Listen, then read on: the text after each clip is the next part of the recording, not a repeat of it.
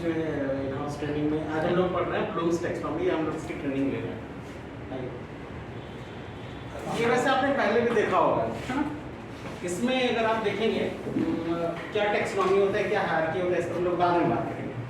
पहले हम लोग ये देखते हैं कि ये जो हमारे पास ये एक जो हायरार्की बनी हुई है, जिसको हम लोग बहुत पहले से जानते हैं, लिखा हुआ है remembering, understanding, applying, analysing, evaluating, creating. मूलतः ब्लूम्स टैक्सोनॉमी की आत्मा यही है, लेकिन हम इसको थोड़ा अलग दृष्टि से देखते हैं। हम इसकी पहले आलोचनात्मक दृष्टि से देखते हैं कि क्या ये सही है या फिर इसको आगे बढ़ जाना चाहिए। मतलब ये मेरा थॉट है। हम लोग देखते हैं कि पहले बच्चे के पास नॉलेज होता है, नॉलेज को रिमेम्बर करता है, उसके बाद वो समझता है। ये उनका कहना है, ब्लूम्स बहुत बड़े मनोवैज्ञानिक रहे हैं और उनका ये कहना है कि कोई भी चीज़ जब हम सीखते हैं और सीखने का जो प्रक्रिया होती है, उसका प्रोसेस होता है, वो यही प्रक्रिया होती है, यही पैटर्न। इवन 2001 में अगर हम इसके पहले के बाद वाला स्लाइड देखें, इसके बाद वाला आप देखिएगा 1956 में ये पहली बार आइडिया दिया गया था और बाद में बहुत रिसर्च होने के बाद 2001 में बस एक चेंज आया है ना, कि जो इवैल्यूएट है उसको पहले जो सिंथेसिस था उसको कर दिया गया है क्रिएट में, और जो इवैल्यूएशन था उसको नीचे कर दिया गया। इस पर हम चर्चा करेंगे। लेकिन मेरा सवाल ये है, क्या यही पैटर्न हमेशा चलता है या फिर इसके अलावा भी चीज़ें हो सकती हैं? जैसे हम कई बार देखते हैं कि हमारे यहाँ जो फिजिक्स पढ़ाते हैं, जो internal combustion engine, external combustion engine पढ़ाते हैं, वो भी अपना स्कूटर ठीक कराने के लिए मैकेनिक के पास जाते हैं। तो उनके पास मुझे लगता नहीं है कि बहुत ज़्यादा नॉलेज और चीज़ें जैसी ऐसा कोई थ्योरी में उन्होंने पढ़ा नहीं होते, लेकिन फिर भी वो फिजिक्स के प्रोफेसर से ज़्यादा अच्छा काम कर लेते, वो बना लेते। इसका मतलब मुझे कई बार लगता है कि बहुत सारे कंडीशन में ऐसा भी होता है कि हम पहले ही अंडरस्टैंड कर लेते हैं, नॉलेज है या नहीं है, जो चीज़ें हमारे पास है उसको हम सीख लेते हैं, उसको अप्लाई कर लेते हैं और बहुत जल्दी मतलब इन सारी चीज़ों के अलावा बहुत जल्दी सिंथेसिस भी कर लेते हैं, वो कर लेते हैं, है ना? तो मुझे लगता है कई बार क्योंकि ये मेरी मान्यता है कि जरूरी नहीं है कि एकदम इसी पैटर्न पर हर चीज़ें चले, ऐसा नहीं है, मतलब मेरा मानना है ना? और हमको लगता है कि इस पर विचार किया जा सकता है। लेकिन अगर हम लोग क्लासरूम टीचिंग की बात करेंगे या फिर एक जनरल हम लोग सीखने या पढ़ने की बात करेंगे, तो उसमें जो ये थ्योरी दिया गया है मुझे लगता है पूरी तरीके से फिट बैठता है। और मुझे लगता है इस थ्योरी के अकॉर्डिंग या इस टैक्सोनॉमी के अकॉर्डिंग यदि काम किया जाए तो बच्चा उस जो हायर लेवल जो हम लोग यहाँ पर देख रहे हैं, क्रिएट या इवैल्यूएट, क्योंकि हम इवैल्यूएट तब तक नहीं कर सकते जब तक हम किसी चीज़ को सीख नहीं पाते हैं या सीखे नहीं हैं, और क्रिएट तो कर ही नहीं सकते हैं। इसलिए इस टैक्सोनॉमी को एक बार हम लोग बेसिकली शुरू से देखेंगे। ये मैंने जस्ट एक बात बताई कि मुझे ऐसा लगता है कि कई बार बिना इस हायरार्की के भी चीज़ें बन सकती हैं, चीज़ें समझी जा सकती हैं और चीज़ों को सिंथेसिस भी किया जा सकता है। मतलब मुझे लगता है कि कई बार हमारे कल्चर में ब्लूम्स टैक्सोनॉमी से आगे बढ़ के भी काम हो जाता है। लेकिन हम लोग देखेंगे कि आखिर ये इतने महान एक सर शुरू वाले स्लाइड पर देखते हैं कि आखिर उन्होंने बताया क्या है। इसमें बहुत सारी थ्योरी भी मिली हुई भी है, जैसे ठीक है से ये हमारे हैं जो हमारे बेंजामिन सैमुअल ब्लूम है, ये आप देखिए 1956 मतलब बहुत पहले से इनकी थ्योरी ये रही है। और जो लर्निंग उस समय लर्निंग पे जब साइकोलॉजी पे बहुत सारी थ्योरी आने लगी थी, हम लोग जब इस पर एक कह सकते हैं किताबी चीज़ें संरचना बना रहे थे कि कैसे ज्ञान ये बनता है या निर्माण होता है, तब की ये थ्योरी है। और उनको बहुत महान साइकोलॉजिस्ट माना गया, खास करके टीचिंग में जो हमारे ये ब्लूम है। और इन्होंने इन्होंने टैक्सोनॉमी दी है। टैक्सोनॉमी आपने साइंस में पढ़ा होगा कि एक तरह की संरचना बताता है ना, मतलब क्लासिफिकेशन बताता है। तो उन्होंने क्लासिफाई करके बताया कि चीज़ों को कैसे समझा जाए या कैसे किया जाए। जैसा कि आप देखते हैं क्लासिफिकेशन और अरेंजमेंट, किसी भी चीज़ को अगर आपको याद करना है, पढ़ना है, तो आपको पता होगा कि किसी चीज़ को अगर हम सिंप्लीफाई कर देना, अगर आप रिमेम्बरिंग या मेमोरी पढ़ेंगे तो आपको पता चलेगा कि किस साइकोलॉजिस्ट कहते हैं कि आप अगर एक साथ 7, 8, 10 पॉइंट याद कीजिएगा तो नहीं याद होगा, आप उसको क्लासिफाई कर दीजिए। मान लीजिए 1857 का संग्राम क्यों हुआ, तो एक टॉपिक कर दिया, आर्थिक कारण एक कर दीजिए, सामाजिक कारण एक कर दीजिए, सैनिक कारण, फिर उसके 2-2 पॉइंट अगर आप निकाल के याद करेंगे तो वो आपको बहुत लंबे समय तक याद रहेगा। तो क्या होता है, क्लासिफिकेशन करने से किसी भी चीज़ को समझने में, ग्रहण करने में बहुत ईजी हो जाता है। इसीलिए ये टैक्सोनॉमी मुझे लगता है बहुत इंपॉर्टेंट है। और इसमें लिखा हुआ है कि मीनिंग, इसका मतलब है क्लासिफिकेशन और arrangement of things in order. तो एक ऑर्डर में कैसे चीजें सीखी जाती है सभी, तो इसमें बताया गया है Bloom's taxonomy is a set of 3 hierarchical models which are used to classify educational learning objective। Hierarchical आप जानते हैं, इसको हम हिंदी में पदानुक्रम कहते हैं, यानी पहले क्या आता है, बाद में क्या आता है, उसके बाद क्या आता है, ये हम देखेंगे। और इसमें 3 आप देखिएगा मतलब डोमेन है। हम लोग जब भी लर्निंग करते हैं इसके मुख्यतः 3 डोमेन है। आप अगर हमारे भारतीय शिक्षाविद को जानते हो तो गांधी जी के बारे में भी आपने सुना होगा कि इन्होंने बुनियादी शिक्षा दी थी, और बुनियादी शिक्षा का मेन प्रिंसिपल था 3 H should be satisfied, head, heart and hand. Head को हम लोग लेते हैं कॉग्निटिव डोमेन से, क्योंकि सोचने वाली, थिंकिंग वाली जो बातें होती हैं वो कॉग्निटिव डोमेन से होती है। और दूसरा है हार्ट, यानी कि जो इमोशनल या जो वैल्यू मेकिंग होता है, क्योंकि हम लोग कई बार जानते हैं कि अगर मनुष्य पढ़ा है, ज्ञान है, तो फिर कंप्यूटर से ज़्यादा वो कुछ नहीं है, यदि उसके अंदर में इमोशन नहीं है, मानवता नहीं है, नैतिकता नहीं है, तो एक अच्छा पढ़ा लिखा आदमी वही हो सकता है जिसके पास इफेक्टिव डोमेन भी बहुत बढ़िया होती है, यानी वो हार्ट होता है। और तीसरा है सेंसरी डोमेन, या हम लोग मोटर सेंसरी डोमेन भी कहते हैं उसको, जिसको कि हम गांधी जी ने हैंड यानी कि बुनियादी शिक्षा में कहते हैं, यानी कि कौशल भी होना चाहिए, यानी कि सिर्फ पढ़ा लिखा होने से, उनका मानना था, गांधी जी का मानना था, सिर्फ पढ़ा लिखा होने से नहीं चलेगा जब तक कि वो खुद बना नहीं सकते, क्रिएट नहीं कर सकते, जिसको कि ब्लूम्स टैक्सोनॉमी में भी देखेंगे। ठीक है, नेक्स्ट करते हैं सर। तो टैक्सोनॉमी टीचिंग लर्निंग, नेक्स्ट ये उसका एक तरह से ब्लूम्स टैक्सोनॉमी जो भी है इसका डेफिनेशन है, लर्निंग ऑब्जेक्टिव आफ्टर स्टेटमेंट्स। आगे बढ़ते हैं सर, क्योंकि हम लोग वहां समझ लेंगे। यहाँ एडजेक्टिव दिया हुआ है, objective of teaching the lesson would be after the completion of topic, the students will be able to give the definition. ये उनका ऑब्जेक्टिव है हमारा। आगे बढ़िए, आगे और आगे। हाँ, अब यहाँ पर वही बातें हैं कि जो है 3 डोमेन है, कॉग्निटिव, अफेक्टिव एंड साइकोमोटर, और ये हमने जैसा अभी चर्चा किया रिलेटेड टू हेड है और हैंड है। आगे ये उसी चीज को बस एक सिंबलाइज किया गया है। अब यहाँ पर कॉग्निटिव डोमेन में वही है कि learning is related to our brain और थिंकिंग। जब क्योंकि आप देखिए, आप छोटे बच्चों को देखिएगा, एक अलग थ्योरी है कि छोटा बच्चा होता है वो ज़्यादा से ज़्यादा अपना शरीर हिला सकता है, वो साइकोमोटर काम कर सकते, मतलब मोटर स्किल है, उसके पास हाथ हिला सकता है, पैर, बट वो सोच बहुत ज़्यादा नहीं सकता है। फिर धीरे धीरे उसमें कॉग्निटिव डेवलपमेंट होता है। इस बार एग्जाम में भी, बहुत सारे एग्जाम में भी आया था इससे जुड़ा सवाल कि कॉग्निटिव डेवलपमेंट कब स्टार्ट होता है, किस साल में, किस स्टेज में शुरू होता है।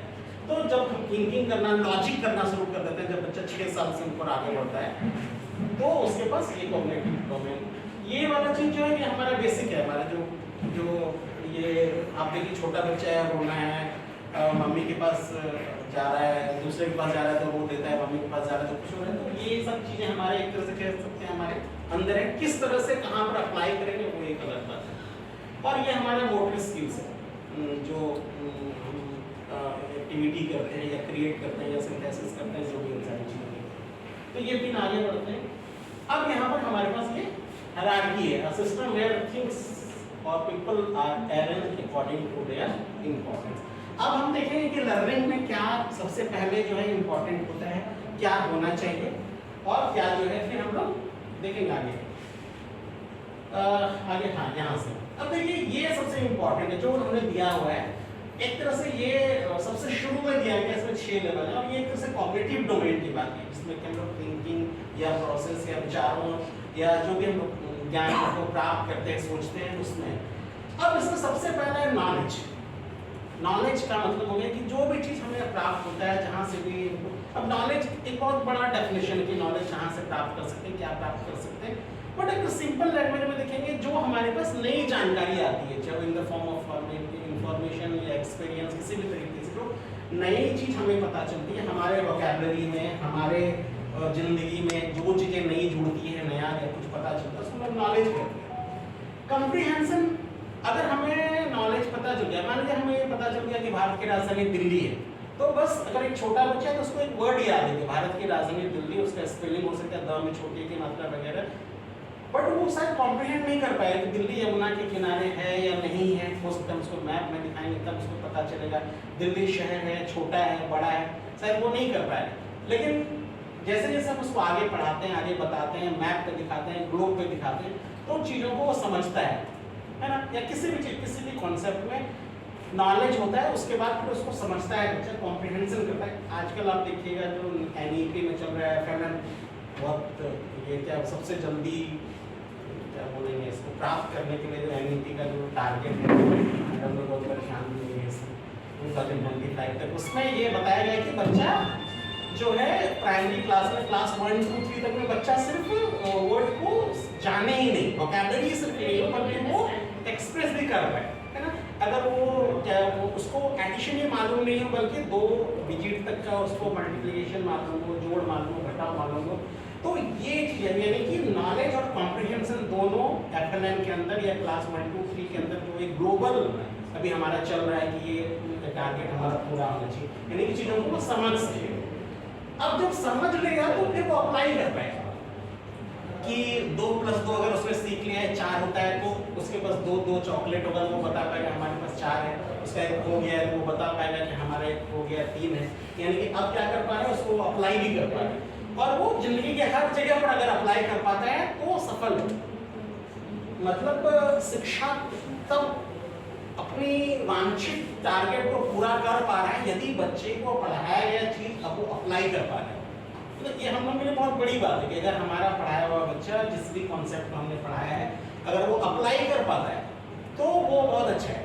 बच्चा अगर लाइब्रेरी में जा रहा है, वहाँ पर वो देख रहा है किताबें बहुत अच्छे से रखी हुई है, सर से पूछा जाता है कि हाँ ये किताब के अक्सर फटाक से बता देते हैं यहाँ उस लाइब्रेरी उस अलमीरा में है उसके नीचे रखा है, अब बच्चा यहाँ से भी सीख सकता है, वो घर में भी जाकर चीज़ों को बहुत अच्छे से अरेंज कर सकता है। इसका मतलब कि जो चीज़ वो सीखा है उसमें पहले उसको कॉम्प्रिहेंड किया कि अच्छा साइंस वाला किताब इसमें है, हिंदी वाला किताब इसमें है, ये चीज़ वो घर में जाकर अप्लाई भी कर सकता है और वो उसी तरीके से अरेंज करता है तो फिर वो इस डोमेन पे या इस हायरार्की तक वो अपना काम कर लिया है। और अगर ऐसा कर लेता तो हमारे लिए बहुत बड़ी सफलता है, क्योंकि यहाँ तक भी अगर बच्चा आता है तो ये बहुत बड़ी बात है मेरी नज़र में।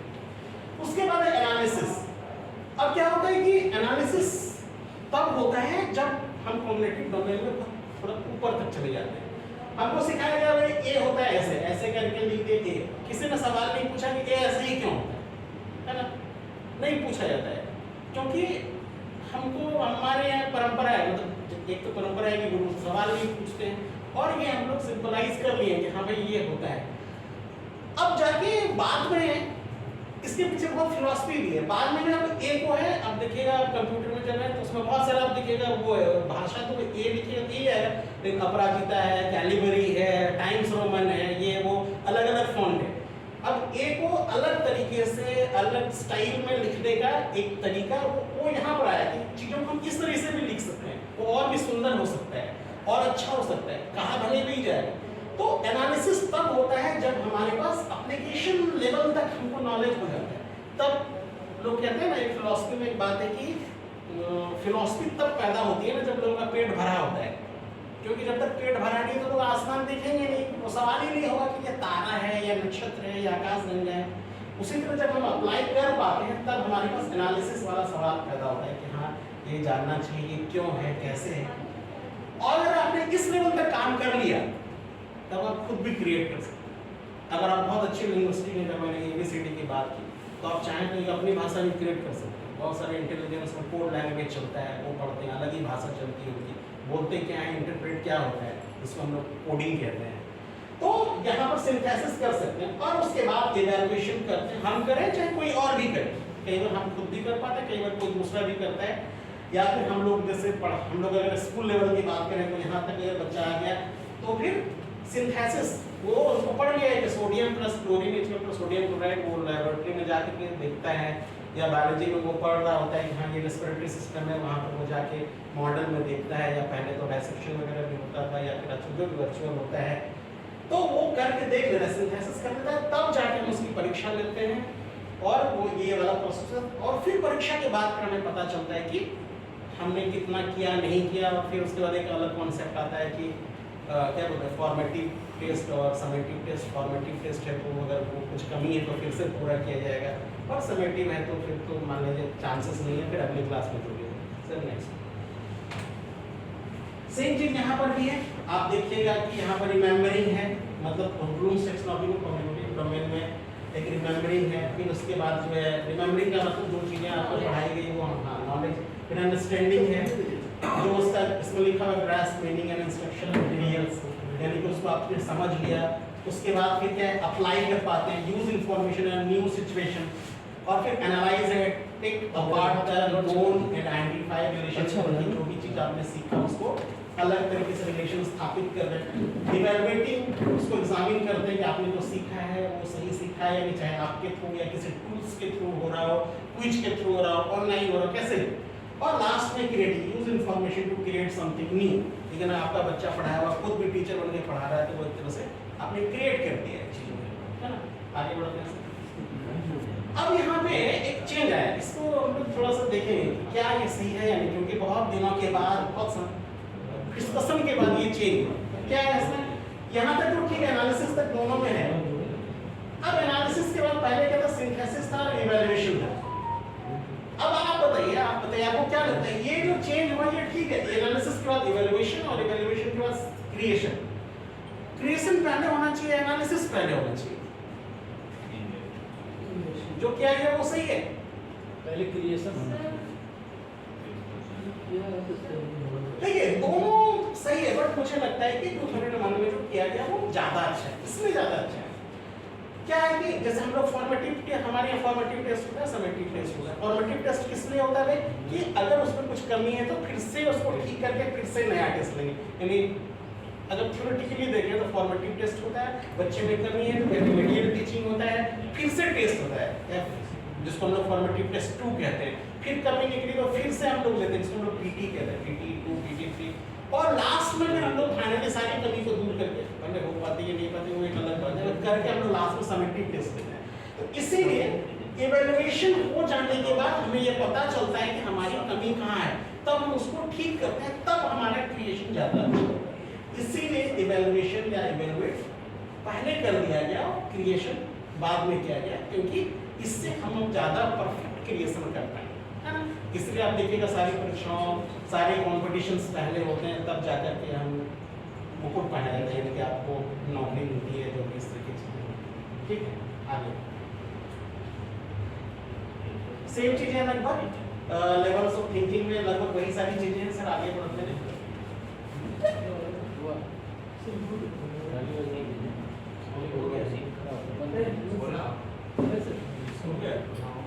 तो मुद्दा यही था, आप अगर देखेंगे तो उसमें यही सारी चीजें, रिकॉग्निशन, मेमोराइजिंग, डिस्क्राइबिंग, आइडेंटिफाइंग, ये आपका नॉलेज एंड रिमेंबरिंग, अपने नॉलेज को आप जानना चाहते हैं तो आप ये सारा कर सकते हैं। नेक्स्ट सर, नेक्स्ट हो गया।